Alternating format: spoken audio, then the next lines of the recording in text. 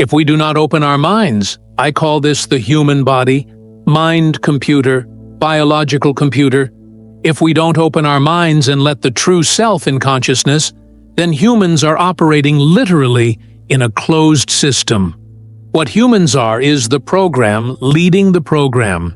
And the archons, these Gnostics said, were a manipulative force that operated outside of human sight. They manipulated by accessing the human psyche and manipulating humans' perception of reality. That the vast majority, at least of humans, have been going through entire lifetimes without having a single original thought or emotional response. Have you ever wondered if everyone around you is truly alive inside? If everyone who inhabits this planet is genuinely human? Helena Petrovna Blavatsky, the visionary mystic who revolutionized spiritual thought over a century ago and founded the Theosophical Society, posed a disturbing possibility in her profound writings. She spoke of beings who, though they appear human, lack a soul. Beings she called human shells. They live among us, but they are disconnected from that divine spark that transforms mere existence into full consciousness. This idea, as unsettling as it is, strange, was not only presented by her. David Icke speaks of invisible forces controlling humanity through soulless leaders, puppets serving a hidden agenda, and long before him the ancient Gnostics also warned us of the existence of beings devoid of spirit, trapped in matter without access to true knowledge. These shells walk among us disconnected from their divine essence, merely reacting to the impulses of a system that controls them from the shadows. But what if this is not just a metaphor? What if we are truly surrounded by soulless beings in this video? We are going to unravel the mystery of these soulless entities. We will discover who they are, how to identify them, and most importantly, how to avoid becoming one of them by awakening your soul from the slumber in which many unknowingly fall. As Gurdjieff said, awakening is not an accident, it is a conscious choice. Let's dive in. Helena Blavatsky. The soul and its mysteries. Helena Petrovna Icke was no ordinary mystic born in 1831 in Russia. This woman traveled across the globe from India to Egypt in search of the hidden truths behind various religions and cultures. She studied with mysterious masters around the world and founded Theosophy, a movement that aimed to unite the spiritual wisdom of the East and West. Her masterpiece, The Secret Doctrine, published in 1888, is a Bible of esotericism, and it is where we find her most intriguing ideas about the soul. For Blavatsky, the human being is not just flesh and bone.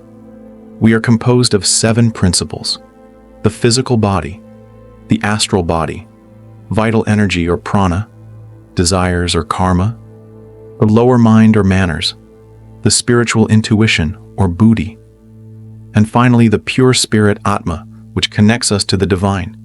It is what gives us consciousness, what makes us look at the sky and ask, who am I?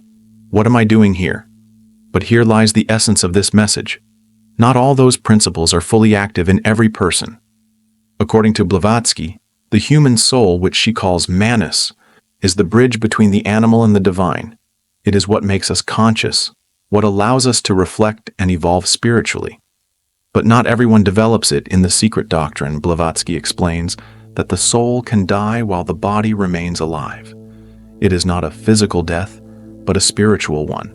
If someone sinks into depravity, madness, or lives so trapped in the material that they forget their essence, the manners dissolves, losing connection with its higher self.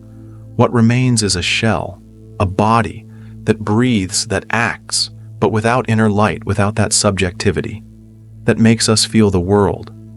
Biological automatons, she says, indistinguishable from the outside. We could see it this way. Imagine the physical body as a container or a vessel that houses the spirit or divine spark. This connection can be nurtured and cultivated, strengthening the bond with our essence, or it can weaken and even disconnect entirely. When that connection weakens or is lost, that's when we become automatons, easily manipulated beings. According to Blavatsky, this is not a punishment, part of a cosmic process. Blavatsky saw life as a great evolutionary ladder. There are souls that advance, that awaken their higher manners and connect with buddhi and atma, the spirit.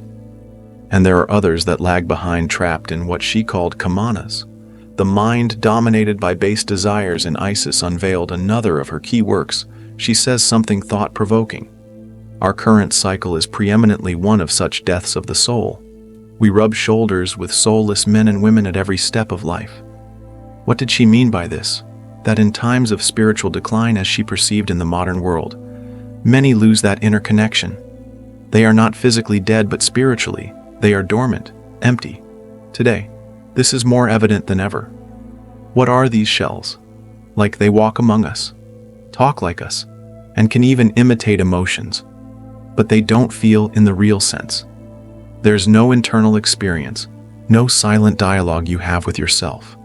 When you look at the stars, or face a dilemma from the outside, you can't distinguish them. You could sit down for coffee with one and not realize it, but something in your intuition notices it. A sense of emptiness, as if you were talking to an automaton you've already seen them. That coworker who only talks about football and believes whatever the news tells him without question. That neighbor who repeats the same phrases every day like a broken record.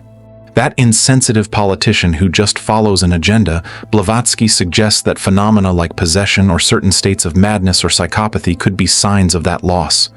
The body keeps functioning, but the soul is gone, dissolved into the cosmic ether, and left at the mercy of other entities. This is where an interesting idea comes in that will be developed further. Certain authors like David Icke believe that these soulless humans, or those disconnected from their soul, are particularly vulnerable to being parasitized by other entities. The Gnostics in their time referred to these beings as archons, entities that feed on chaos and the manipulation of humanity. According to Icke and other authors, many of the world's rulers and magnates could be parasitized by these archons rather than serving humanity. They may follow the interests of these shadowy entities, using their power to guide or dominate humanity. For dark music purposes, the Gnostics and their dualistic vision nearly 2,000 years ago. The Gnostics, those rebellious mystics of the early centuries of Christianity, left behind writings such as those found in Nag Hammadi in 1945, which already spoke of something similar to them. The material world was a prison created by a lesser god.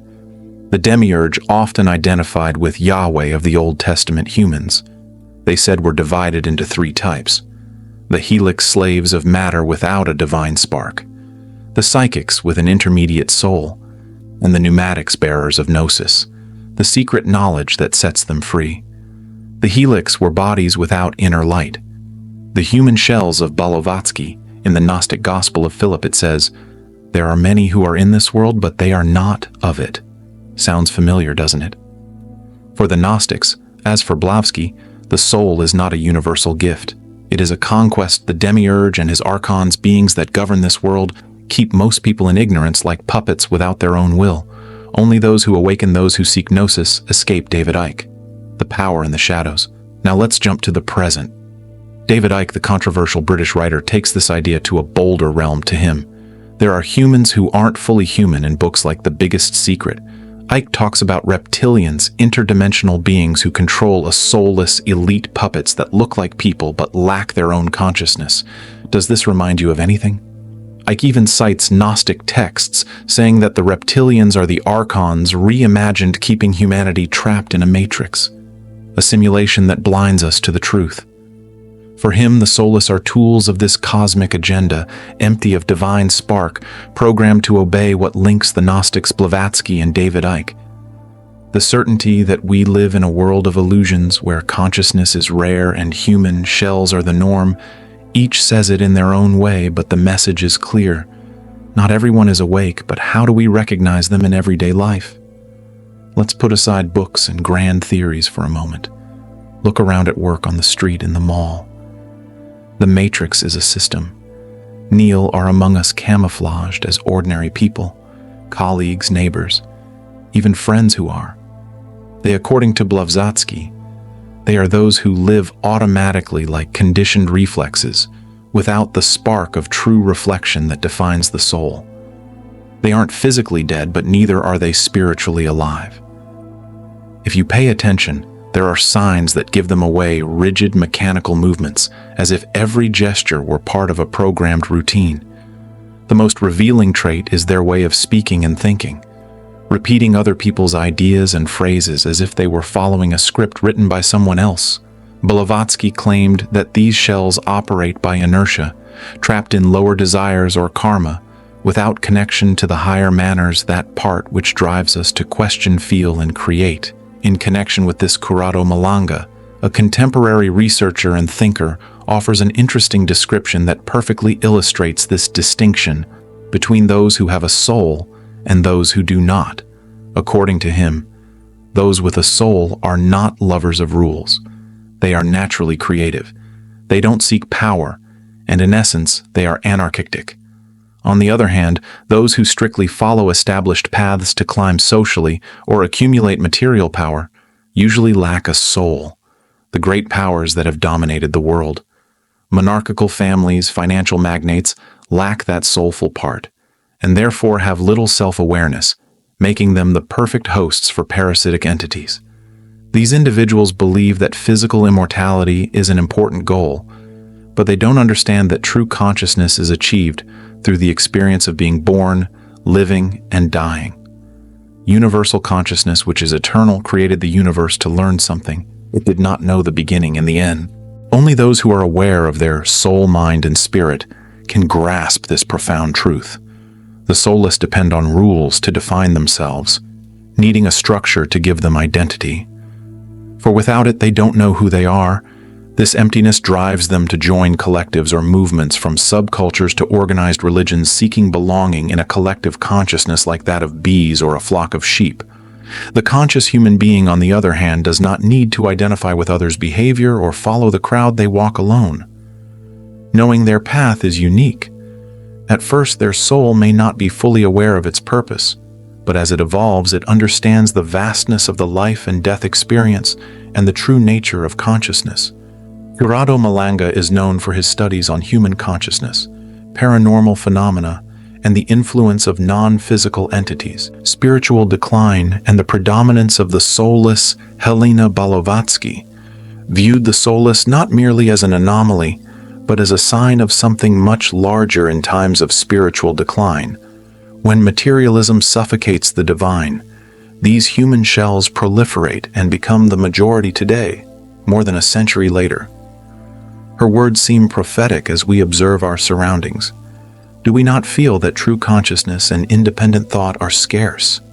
In The Secret Doctrine, Blavatsky describes great cosmic cycles that mark human evolution in India. They are called yugas, with the Kali Yuga being the current stage in its final phases. The spirit withdraws the predominance of individuals disconnected from their spiritual side. These automaton-like beings is proof that we have forgotten the sacred and succumbed to materialism, breaking the balance that makes us truly complete human beings. The illusion of freedom and conditioning. Modern science is beginning to validate Blavatsky's insights. Neuroscience studies such as those by Daniel Kahneman and Benjamin Libet reveal something enlightening. Up to 95% of our decisions are automatic, driven by habits and neural conditioning. Our actions start in the brain before we register them as intentions. In fact, studies suggest that throughout the day we have between 60,000 and 80,000 thoughts, of which only about 5% are conscious, while the rest operate subconsciously. Outside our full awareness, these pathways are shaped by years of social conditioning, family, school, and media program, us during the first years of life, especially up to age 7. Our subconscious and personality are programmed most intensely at this stage.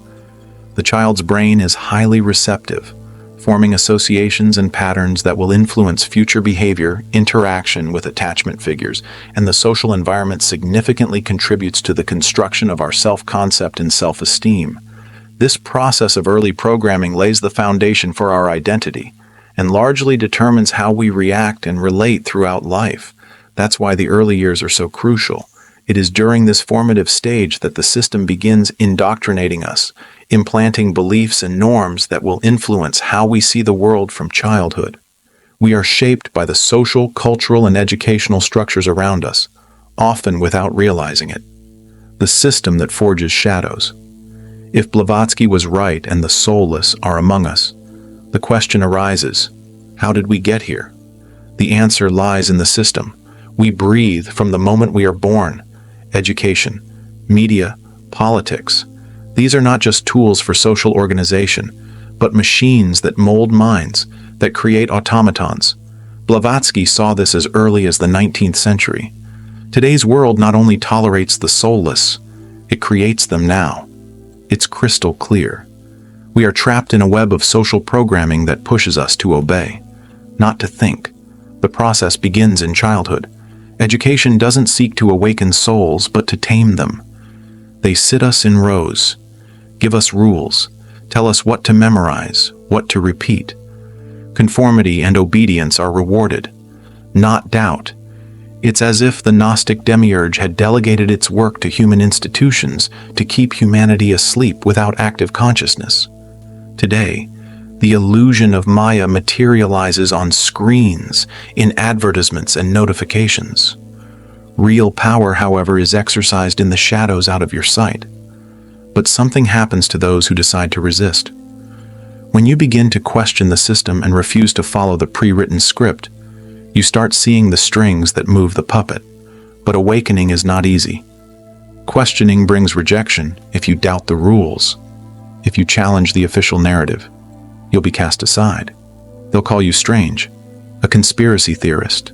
Problematic society rewards obedience and punishes awareness with ridicule or isolation, but that's just the first step in the awakening process. When you become aware of your true essence, the whole circus and social illusion reveal themselves for what they truly are. A mere stage, a matrix that once recognized as such, not only can be transcended, but also enjoyed and used for personal development. Being conscious means having a different perspective, a power that allows you to act beyond the limitations you once imposed on yourself. Those who have reached this awareness cannot afford to play the victim role or blame external factors. Responsibility lies with us, and by empowering ourselves, no external element can harm us. Nothing can affect our eternal spirit. It's time to become conscious and take control of our lives. Path to awakening. If Helena Blavatsky showed us that there are soulless humans, and that we all run the risk of losing ours, then the big question is, how do we avoid that fate? It's not enough to see the problem. We must act. The path to awakening is not a gift. It's a conquest, a fire that you must ignite within yourself. Blavatsky hinted at it, but another mystic, George Ivanovich Gurdjieff, put it in clear words. Man lives asleep, and awakening requires conscious effort. This is the roadmap to break free from programming, to reclaim your soul, to be more than an empty shell. But where to start? First, observe. Blavatsky said that the manners the conscious soul gets lost in inertia, and Gurdjieff put it into practice with his idea of self-remembering in his book, Beelzebub's Tales, to his grandson. He explains that we are trapped in automatic reactions.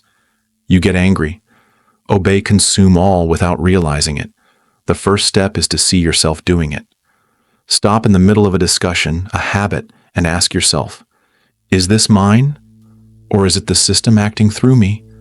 Gurdjieff called it self-observation. Watching your thoughts and emotions as if you were a witness, not a puppet. Then break the patterns. If you follow the same routines, waking up, working, scrolling, sleeping, you become a puppet, an automaton without a spark. Blavatsky spoke of raising manners towards Buddhi spiritual intuition, and Gurdjieff translated this into action. Do something different, something that takes you out of your comfort zone. Question your deepest beliefs. Why do you believe what you believe? And detach yourself from the system. Stop seeking approval, reacting to every news item, filling your life with empty distractions. This is hard work, but it's the only way for your soul not to fall asleep, and for you not to lose your connection with the spirit. It's not enough to know it. You have to do it. Take back your energy and your time. Silence the noise of social media, the controversies, and use that space to think, to feel, to be in fragments of an unknown teaching. Gurdjieff said that self-remembering makes you present, takes you out of mechanical sleep. Imagine turning on a lamp in the darkness that is awakening. But it requires you to flip the switch. The system doesn't want you awake. Blavatsky saw it as an involutionary force, a veil that seduces with comfort. Gurdjieff called it the collective sleep. It offers you stability, entertainment, belonging, all to keep you from looking within. It's a trap. The more comfortable you are, the easier it is to stay asleep. Resisting is swimming against the current, but it's the only way not to become just another empty shell. So the real question we should be asking ourselves is, are we cultivating our soul, or are we so caught up in the material world that we risk losing our connection? Like Gurdjieff, Blavatsky believed that personal development is a constant effort. Our cosmic task. If we don't evolve, we fall behind. The path to awakening is yours. Observe, break, create, improvise. Blavatsky and Gurdjieff give you the tools. Now it's up to you to use them. That's it for today's video. Thank you for watching until the end. I hope you found this information useful and enriching. See you soon.